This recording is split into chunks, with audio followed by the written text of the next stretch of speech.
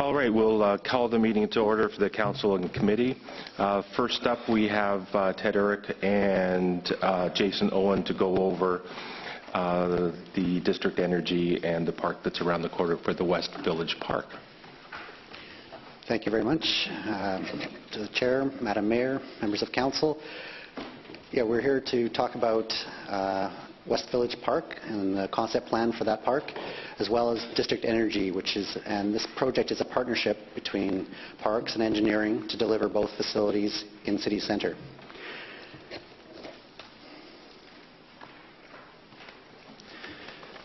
Obviously, you're all aware, lots of action in city centre. There's land use planning, energy planning, all sorts of new endeavours occurring in city centre.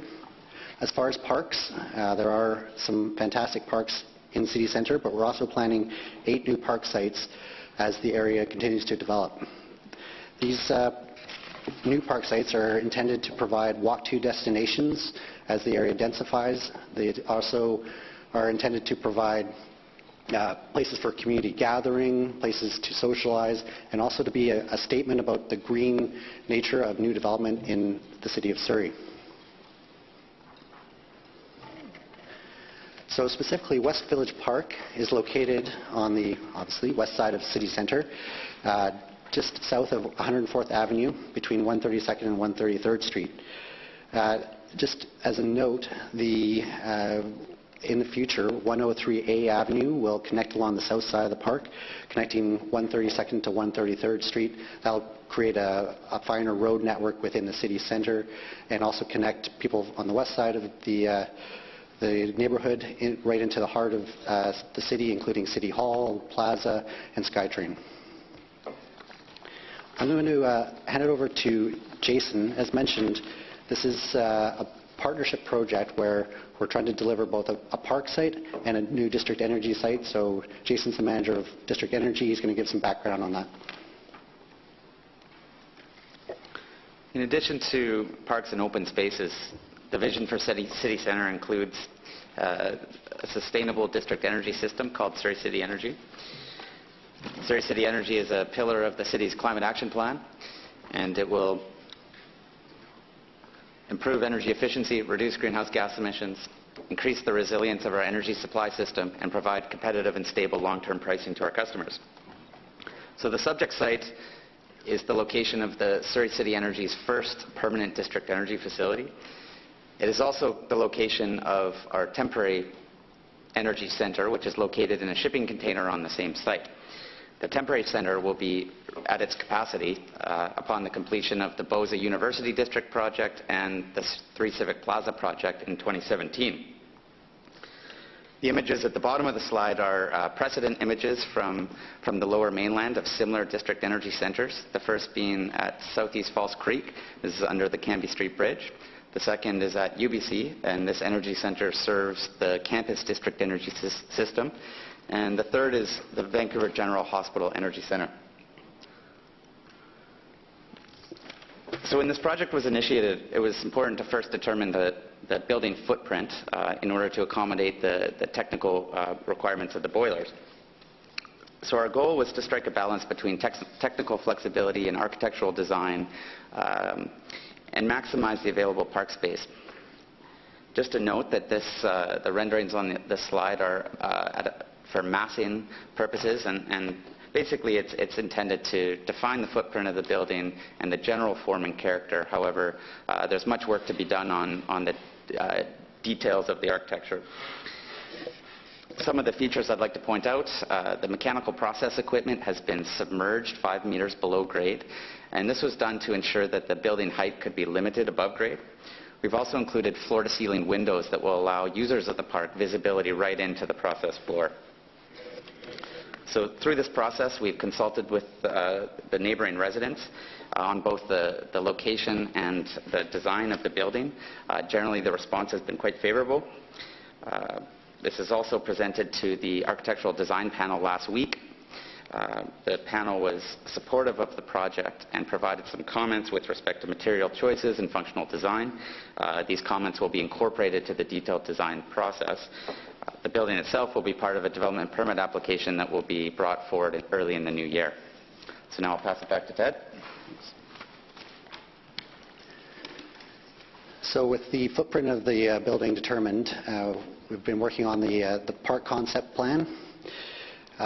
What I would see this as is a real statement about green infrastructure in the city of Surrey. So in combination with this district energy centre, this park, which wraps around the building, is a great statement about green infrastructure. So tree retention on the east side of the park, investing in plantings and new trees along the north and south sides of the park wrapping around the building in a large central lawn. We've also included a play structure. We know that there's going to be a lot of new residents, potentially with young children, and so some element of play, and also a long table for community gathering.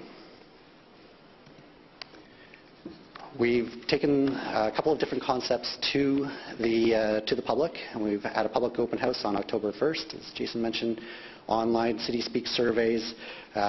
We've also had meetings with residents who are directly adjacent to the park and the District Energy Centre.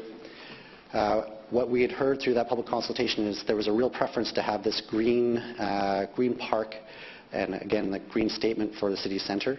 And so what we did is progress with park option B, which was the preferred option, and then bring a little bit of the activity that was included in park option A. Again, this is the preferred park concept. You can see that the building itself is over on the west side of the park. The park wraps around it. With those floor-to-ceiling windows, there's going to be a very good interaction between the building and the park. We've also been working with a public artist, and I'll just go back. They're looking at a couple of different options to incorporate either public art within the park itself or within the building or somewhere on the cusp between those two. So where are we and where are we going? The project is here at Council. We're looking for an endorsement of the park concept plan. As Jason mentioned, the actual building, District Energy Centre, is going through a development permit process. That will continue in the new year.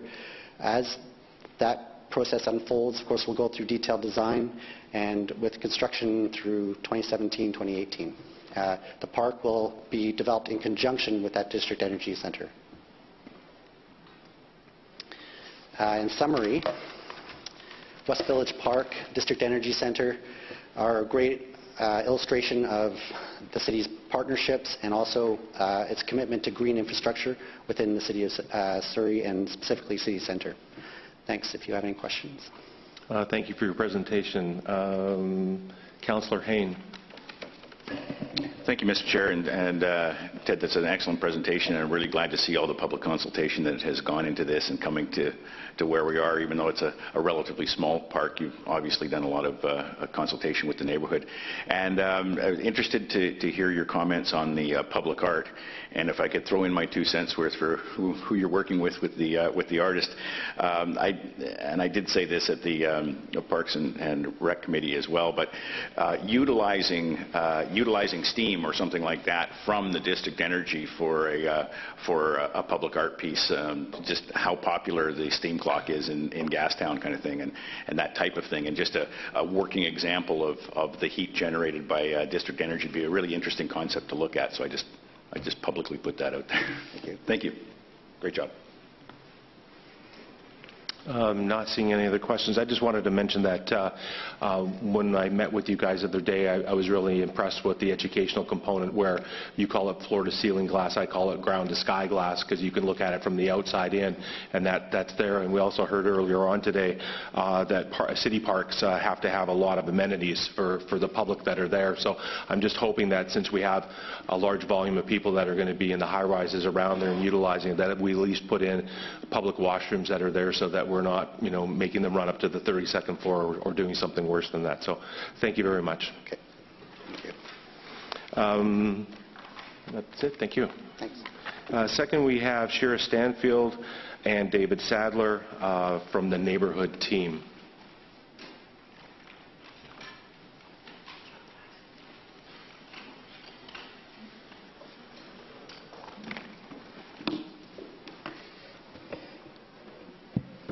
Mr. Chair, Madam Mayor, and members of Council.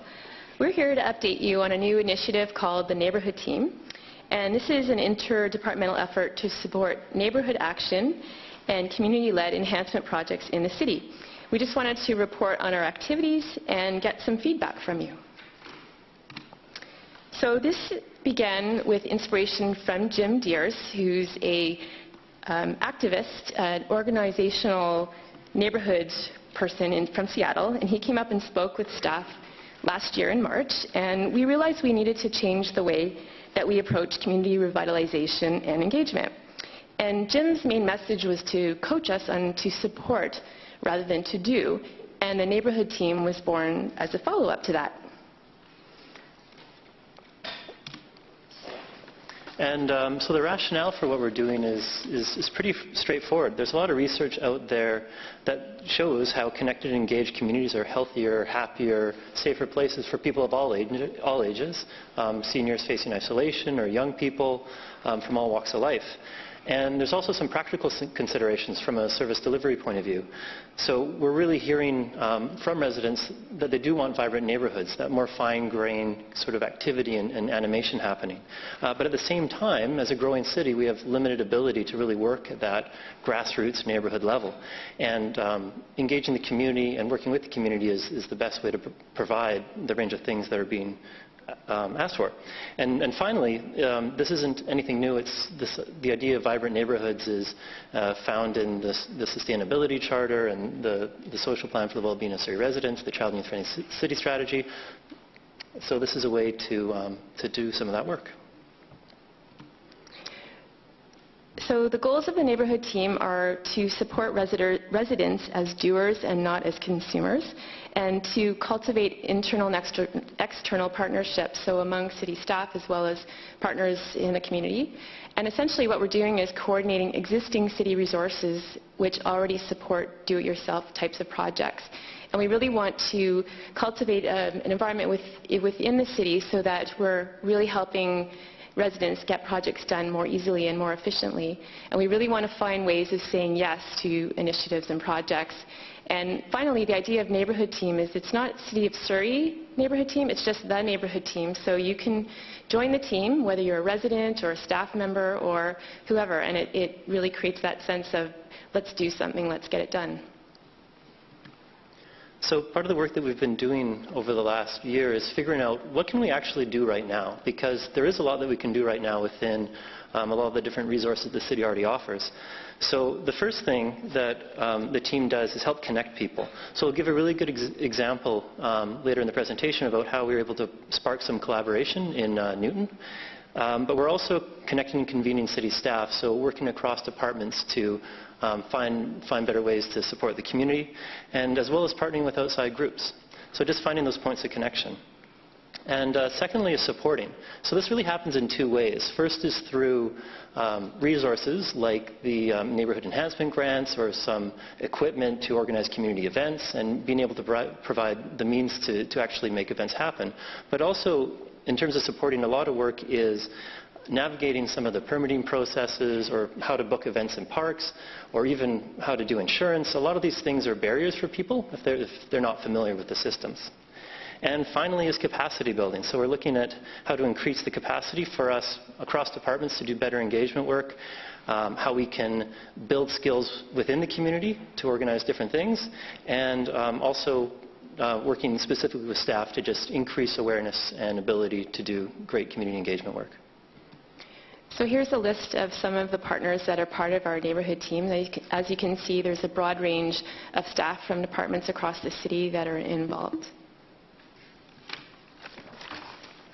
So the Neighborhood Team Toolkit, this is a resource that we put together with everyone at the neighborhood team. And this is a collection of the different resources that exist already for residents to do stuff in their communities.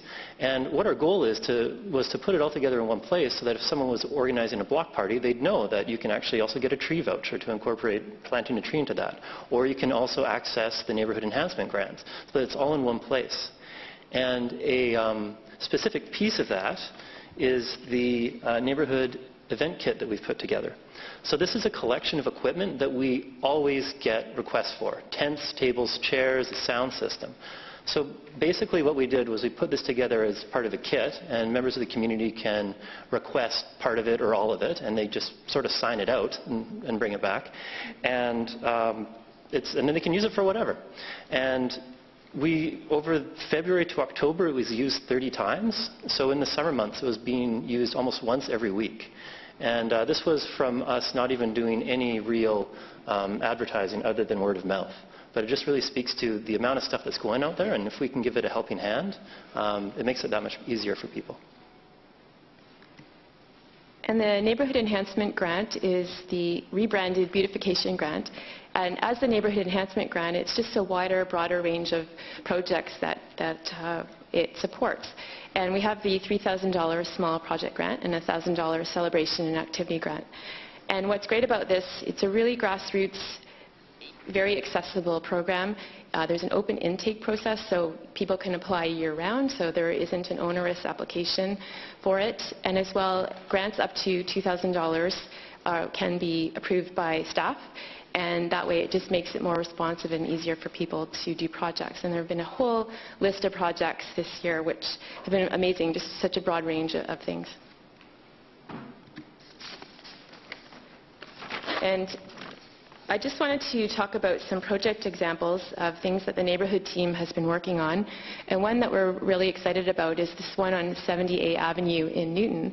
And that, as you may know, is a problem area in Newton near the Gateway Casino off King George Boulevard and 70A.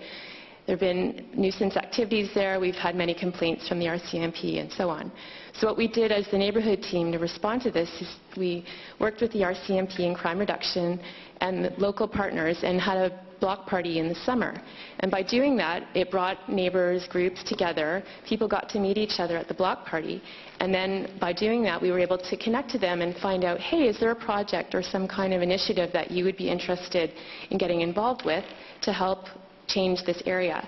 So we had a list of people sign up, and we had a meeting which we, the neighborhood team, initiated. But then what was great about this is that the residents really took it on and decided that they wanted to build a temporary dog park on this site.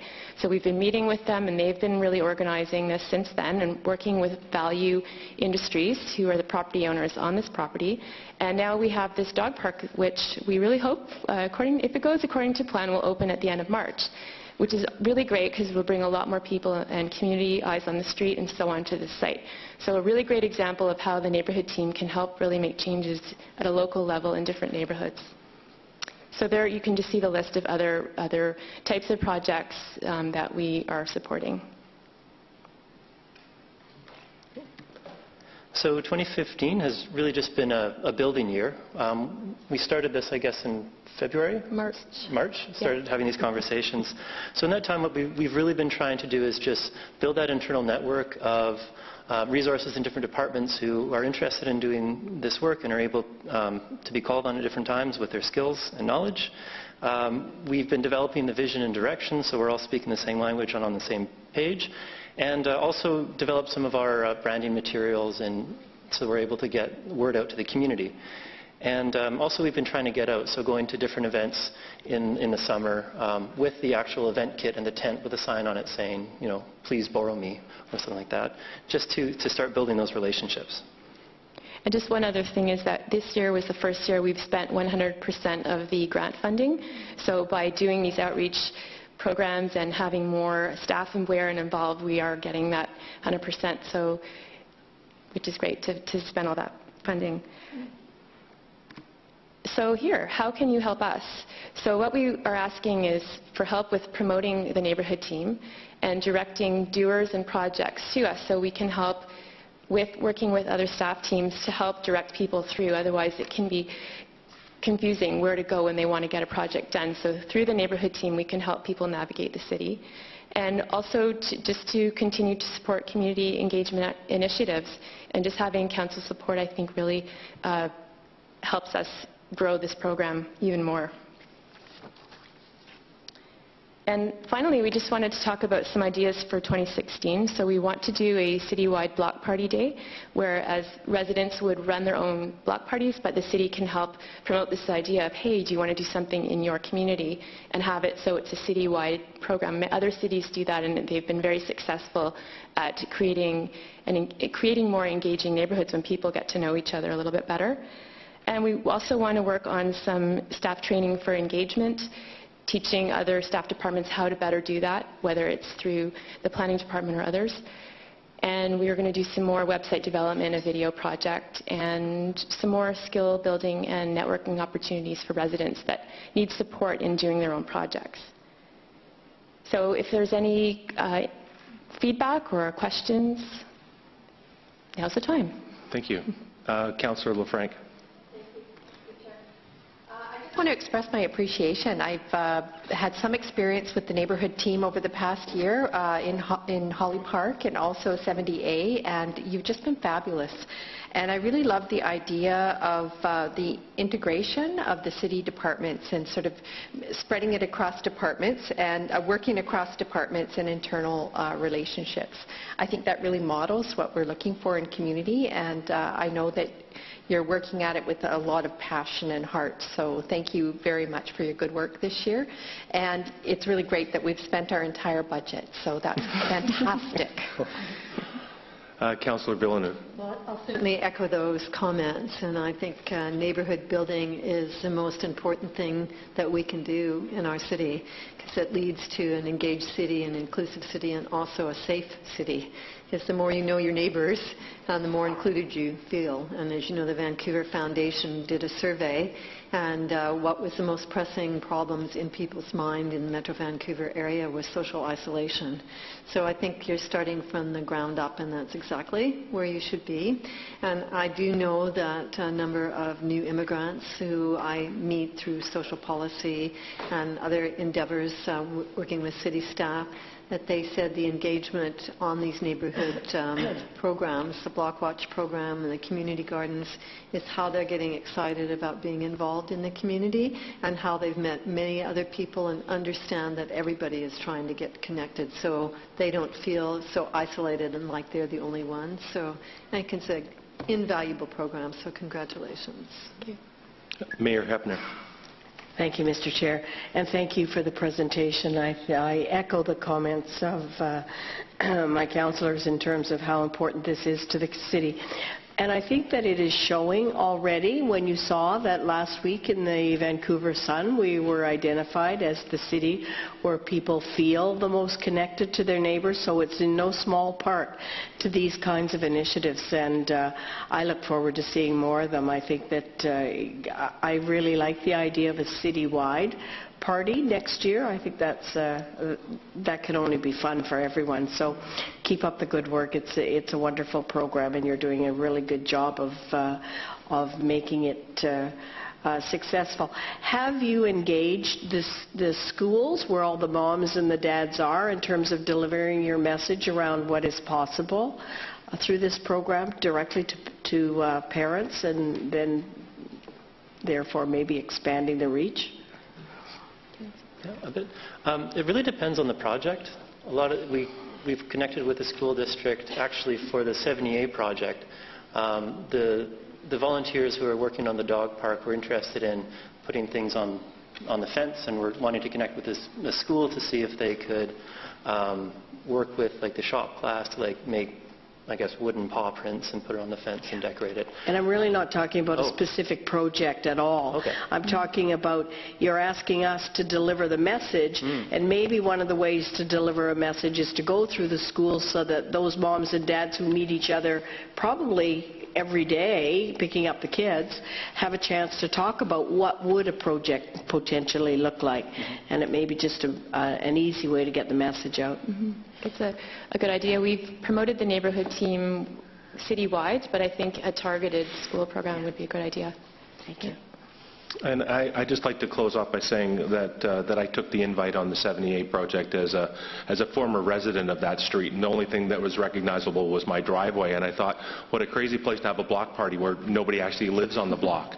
And to see what it's come of it with the dog park that's on its way, to get more people on the street, to kind of make more eyes as to what's going on. I think that's a great example of how somebody's thinking about something completely different than what I thought of when I went there that afternoon. So great work. Thank you very much.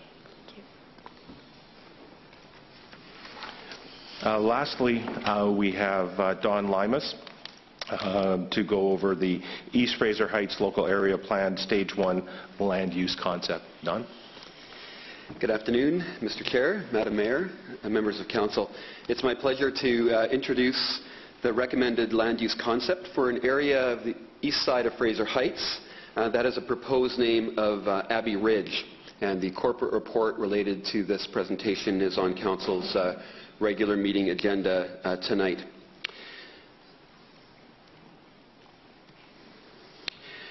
The Abbey Ridge area is approximately 455 acres and is bounded on the north by part of the South Fraser Perimeter Road and by Daly Road and the Golden Ears Connector, which is a road that's under construction, provincial road. On the south, it's bounded by Highway 1, on the west by 172nd Street, and on the east by the intersection of Golden Ears Way and the future Golden Ears Connector. The area lies on either side of Highway 15, and it slopes down to the north and northeast, providing really good views over the Fraser River and to the mountains beyond. The area is currently a mix of some suburban estates and acreages, some larger undeveloped parcels, hobby farms and the like, and some more recent subdivisions and a single townhouse development that's under construction just to the north of the interchange of Highway 15 and Highway 1. In response to a number of development applications and inquiries, on March 23rd of this year, Council directed staff to develop a land use plan in consultation with the community to guide future development in the area and to ensure a comprehensive plan for the area. So a bit of context. On the left-hand image is the Metro Vancouver Regional Growth Strategy, and if you squint really hard, you can see that this area of East Fraser Heights is part of the, or is within the urban containment boundary of the Metro Vancouver Regional Growth Strategy. The central image shows the City of Surrey's official community plan, and this area is shown kind of in yellow near the top of the plan, outlined in the black line. Shows that most of the area is currently designated suburban in the city's official community plan. And then zooming in a little closer on the right-hand images, the images show that it's a mixture of lot sizes and zones, including RA or acreage residential, as well as some higher density residential pockets. To begin the planning process, in the spring, the city hired Phoenix Environmental to conduct an environmental study of the area. And this study focused on a number of elements. First, water courses and riparian habitat. And the consultants recommended some adjustments here and there to the city's fisheries classification maps and walked each of these streams to determine the up-to-date classifications of the riparian areas. The study also focused on terrestrial habitat, such as woodlands, and a wildlife assessment, including a focus on rare and endangered species. And the yellow and green dots indicate various rare species that were encountered by the consultants. And it's also mapped and confirmed important biodiversity areas. In particular, you'll notice on the right-hand side of this image the large area hatched in red and purple as the key environmental area and biodiversity corridor. The study also looked at significant tree stands, not necessarily natural areas, but just significant tree stands, important specimen trees, and good quality stands of trees that may be considered in site planning. Once the environmental study was in hand, staff engaged with the community, including several well-attended meetings of the Fraser Heights Community Association, where we joined their regular meeting to introduce the plan. 2 very well-attended public meetings, the second one drawing over 276 individuals to the Fraser Heights Community Association, as well as numerous meetings with stakeholders, an interagency committee, property owners, and others to craft a plan that balanced the concerns of established neighbours and neighbourhoods, as well as landowners who are interested in developing their properties, and also addressing the needs of future residents. As a way of guiding the land use concept, staff developed a series of 8 planning principles. Now, they're all important, but I'll highlight a few of them. The first and second one are really about retaining and protecting some pockets of established and stable suburban neighbourhoods. A number of pockets that are quite stable and where the residents are quite interested in maintaining the quality of their neighbourhoods. Number 3, the importance of protecting riparian areas and wildlife corridors, and particularly protecting a corridor identified in our biodiversity conservation strategy. Number 4 is finding opportunities for selected areas of higher density to support housing diversity, particularly in areas very close to Highway 1. And then number 7 I'll also highlight is the need to identify and develop neighbourhood parks in each sub-area to provide nearby recreation opportunities for future residents.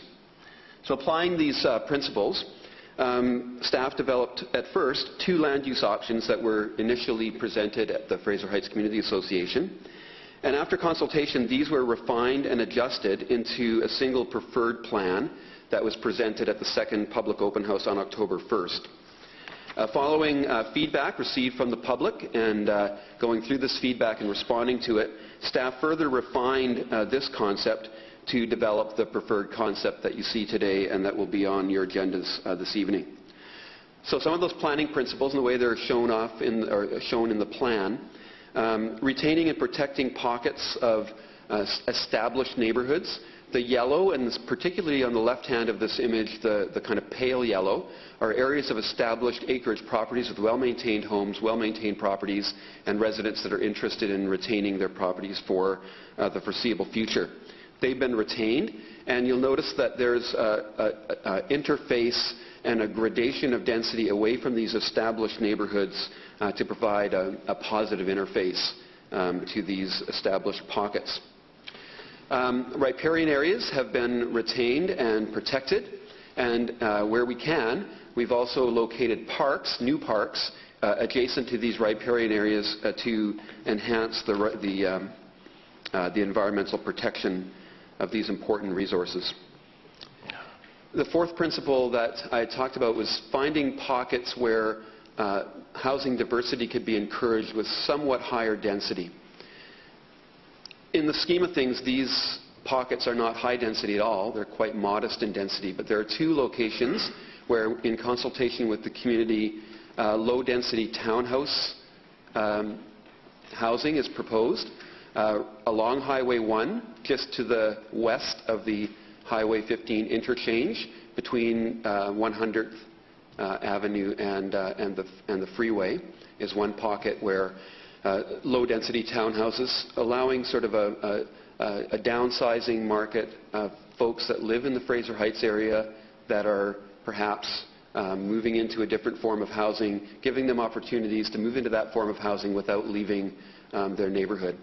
And then on the far eastern edge, just where Golden Ears Way and Golden Ears Connector come together, on a sloping site, there's another opportunity for a townhouse development with significant tree protection, a very nice stand of trees. In the orange on the plan are a couple of areas where staff feel it's appropriate for RF12, or urban residential housing, and these have been carefully designed and carefully located to minimize impact on other lower density development. There's a lot of back and forth with the neighbours on this, and staff feels that this is an acceptable compromise that meets the needs of future residents as well as existing residents. And then finally, number 7 principle, the idea of parks in each sub-neighbourhood. The sort of dark green you'll notice on the plan shows proposed expanded or new neighbourhood parks that will then serve each part of the community. This next slide illustrates that much of the area will not be, is not proposed to be changed. The red areas in the plan are stable existing neighbourhoods or approved developments that are not intended or expected to change. The yellow areas are areas where moderate changes are anticipated and are proposed in the plan. And you'll note that these are typically along Highway 1 as well as in some peripheral locations. In terms of the parks, there's a range of different types of land that together form kind of a green backbone for the community. These include riparian areas and generous set-asides along those riparian areas, new neighbourhood parks, as well as landscape buffer areas and areas slated for tree retention. In terms of the transportation plan, the black roads here are local roads. The solid line indicates existing ones, and the dashed lines indicate future connections. And you'll notice that there's a sort of a stitching together of the plan area through proposed roads in the future to increase and enhance the distribution of traffic and of pedestrian and cycling ways through the community. Of note, along the northern edge of the plan, the red line that runs from Highway 15 in the middle of the plan over to the right-hand edge is the future Golden Ears connector. And there are a number of street connections to this future road that will enhance access in and out of this neighbourhood. One of the frustrations, I think, of people living in this area is that with all the highway infrastructure, it's hard to get in and out of this neighbourhood. And through this plan, those connections will be enhanced.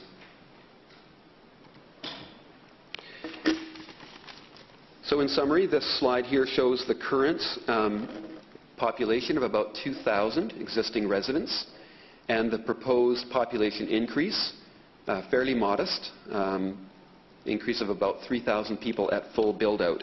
And the full build-out, we believe, will be incremental because of the existing conditions in the neighbourhood. This will not be a build-out that will be all at once and rapid, but rather incremental in nature and spread out over quite a number of years. But this information is very useful for us in terms of parks planning, in terms of servicing strategies, making sure that we size utilities and services to meet these eventual build-out populations, as well as for schools planning. Schools planning was a big issue, and we discussed at length with school district staff whether a new school would be warranted within this neighbourhood. And after a lot of consideration, it was determined that no new school was warranted within this neighbourhood, but that Bothwell Elementary, just to the west of this, would warrant additions both to its site area and its school building to meet the eventual build-out of this particular neighbourhood. No secondary school was determined to be required within this area, and it would be served by Fraser Heights Senior Secondary. So in terms of next steps, if Council approves the recommendations in the corporate report tonight, staff will be directed to engage in Stage 2. And Stage 2 will be a servicing strategy, including a drainage, sanitary and water distribution strategy, a refinement of the transportation work, continued work with the Ministry of Transportation on the connections between city streets and the provincial highway network, as well as a financing strategy that would include community amenity contributions to ensure that development in this area contributes to parks and greenways development, library, fire, and police capital. So with that, I'd be happy to take any questions that Council may have. Thank you, Don. Councillor Villeneuve? Thank you, Don. You worked with the Fraser Heights Community Association, correct? Extensively, yes. Is there just one association in the area, Fraser Heights? Yes. Okay. it spans both the developed part of Fraser Heights as well as the East Fraser Heights. In fact, at least 2 of their directors are actually residents within this plan area. Oh, okay. So there was a keen interest. And is there a pretty strong consensus on the RF12 lots in the plan? Yes, after a lot of back and forth, and I think Council's received quite a number of letters as well, the feeling is that near the freeway, in the pocket just to the east of the townhouse development that's under construction, as well as in the far east where there isn't a real established neighborhood, this kind of land use was acceptable. Okay. And that was in the public open house plan. Most of the folks who were objecting to the plan, about 28%, most of them were actually objecting to the densities being too low in a portion of the plan that we then adjusted somewhat to meet the objections that we received at the public open house. So I'm confident that there's a good level of support in the community for this fairly modest insertion of density. Okay, thank you. It's good work. Thank you. Councillor Frank? Thank you, Mr. Chair. I have never received so many so much mail in support of something before. That was refreshing for me.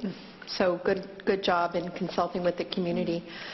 One thing I did want to ask, though, is it is kind of an island. And was there thought put to where do people do their shopping, their grocery shopping, etc.? It's a good point. There is under the existing, there's an existing development that's under construction now that was approved by Council in 2008. Part of that already zoned site is a commercial site that in the future, as population builds, is a good location for neighborhood serving commercial, which would allow people to shop without leaving either across 176 towards Fraser Heights or to the Guildford area. So that commercial area, which is not yet developed but is zoned, we see as an important local serving commercial area. Thank you. Mayor Hepner. Thank you, Mr. Chair. Given the low density and in the plan, are we confident that when we go through the servicing exercise and we attach the dollar number, that that will even be accomplished within an economic arena? Mm-hmm. Can they do that within? We've done some preliminary work in that regard. Certainly the stage 2 work is yet to come in detail, but there has been kind of a big picture look at it. I think at this point we're quite confident that it could work out. There's an interesting aspect of it in that flows from the Port Kells industrial area to the east are actually moving through a sewer pipe that traverses this neighborhood. It's very likely that there's going to have to be an alternative solution to deal with that sewer, which would then free up capacity in the sewer that runs through this neighborhood. But certainly something that my colleagues in engineering are looking at carefully and will bring forward in stage 2. In stage 2, we'll know more about that. Okay, yes. Thank you. All right, thank you, Don. That concludes Council and Committee. Motion to adjourn. All those in favor? Contrary, carried.